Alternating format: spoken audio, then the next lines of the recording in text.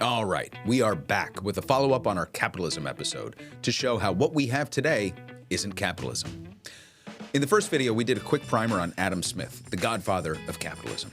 There were others, of course, but it's still most associated with Smith, the Enlightenment thinker from Scotland.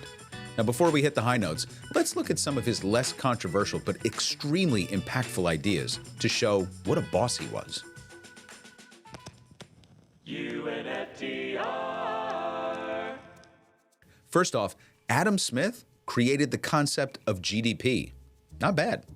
Smith was the first to include labor costs in the cost of capital. He was also the first to explain how specialization leads to productivity gains by reducing costs.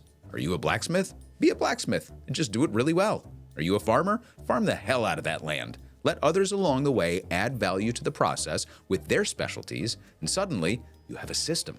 A system, by the way, that grew into what we refer to today as a market economy.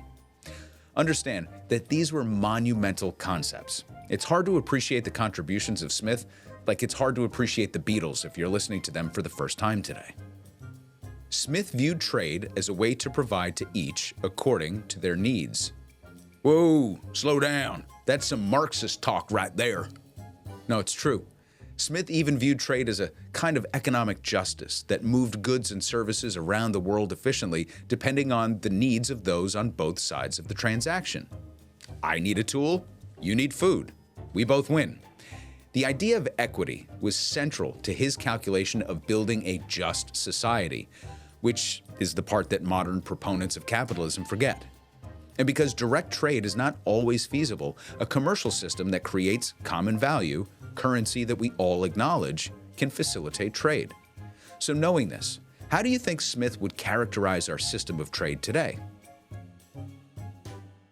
Well, at first glance, he would be floored by the movement of goods around the world. Now, for that matter, I also imagine he would be pretty pumped about pooping indoors.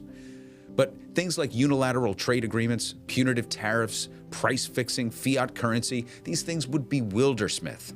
He would call BS immediately on fossil fuel and agriculture subsidies and see our military invasions as the ultimate perversion of the free markets. But today, these are defined characteristics of our system, and part of the reason that I can confidently say that what we have really isn't capitalism. So what about the rights of the poor and the working class? Here again, Smith is a pretty complicated cat. On the one hand, there's great evidence in his writing, especially in his earlier and no less influential work, The Theory of Moral Sentiments, that Smith was suspicious of the moneyed class. Once again, however, it's important to understand that Smith was an elitist, like the other Enlightenment figures of the time, who believed in a moral society that provided for all, so long as it was on the terms of the opulent minority. Nevertheless, to quote Smith directly, quote, "No society can surely be flourishing and happy of which the far greater part of the members are poor and miserable," end quote. Contrary to the version of Smith sold to us today, he was suspicious of merchants and landowners.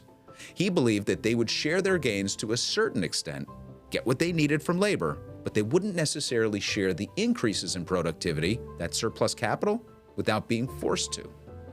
Aha! Smith was a socialist. Sorry, Charlie. As much as Smith was suspicious of the merchant class, he was even more suspicious of organized labor.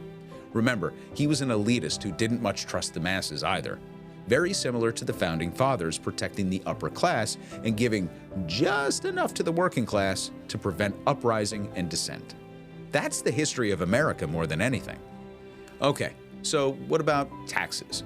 We know that he was in favor of enriching the merchant class and landowners, but Smith also believed the government had a legitimate role in promoting and protecting a free market system, and government obviously has a cost.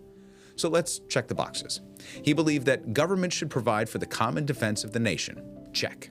It should preserve property rights. Check. A government should levy taxes for public works like roads, bridges, and canals. Check. And taxes should provide free education to young and old regardless of class, with a particular emphasis on the arts because art is a sign of a functioning and healthy society. Whoa! The one thing to understand about Smith, or the vast majority of philosophers, is that they're all attempting to solve the problem of inequality in their own ways. None of these theorists would be in favor of the massive accumulation of wealth that we have today. None would support a system that destroys the planet and our fragile ecosystem.